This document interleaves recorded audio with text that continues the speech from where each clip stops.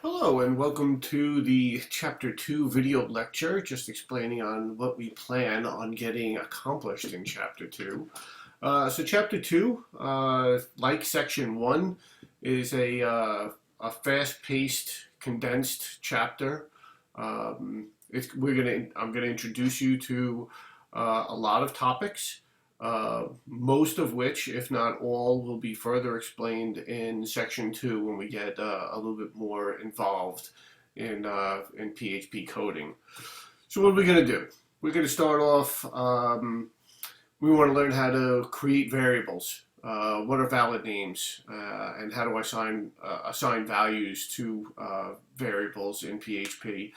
How do I use literals, string literals? How do I concatenate strings? How do I use the built-in get and the dollar get and the dollar post arrays? Using echo statements to display data on a page.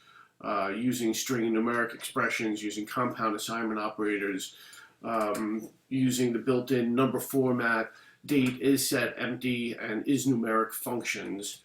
How to code conditional expressions, coding if, while, and for statements, using built-in functions like the include and require to pass control to another page.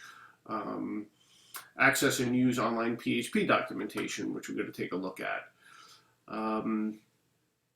What are the things that, what topics, right? So we should be able to explain how PHP gets embedded within an HTML document. So far, all of this we've already kind of really covered in Chapter 1, a lot of this, but now we're going to start explaining it. We want to distinguish between PHP statements and the comments using the //. We want to describe PHP data types, integer, double, boolean, and string. And again, explain what is meant by a typeless language. PHP is really a typeless language.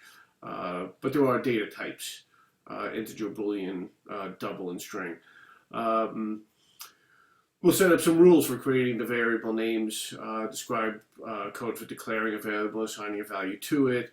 Again, the get and post arrays, using echo statements, rules for evaluating arithmetic expressions, and how to use parentheses, describing the use of built-in functions, right? Again, like the HTML special chars, and the number format functions which we were introduced to in the Chapter 1 product discount application.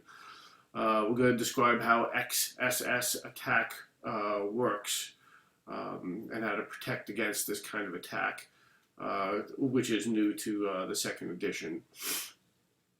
We'll describe the rules for evaluating conditional expressions, and the order of precedence, and again, the use of parentheses, and the control statements, the if, the while, the for, and how that controls flow. So this is where we're going in Chapter 2. Again, Section 1 is let's get an application up and running quickly. So these topics are covered, but they will be covered in more detail in Section 2. So that is the end of my introduction to Chapter 2 and an overview of Chapter 2 video lecture.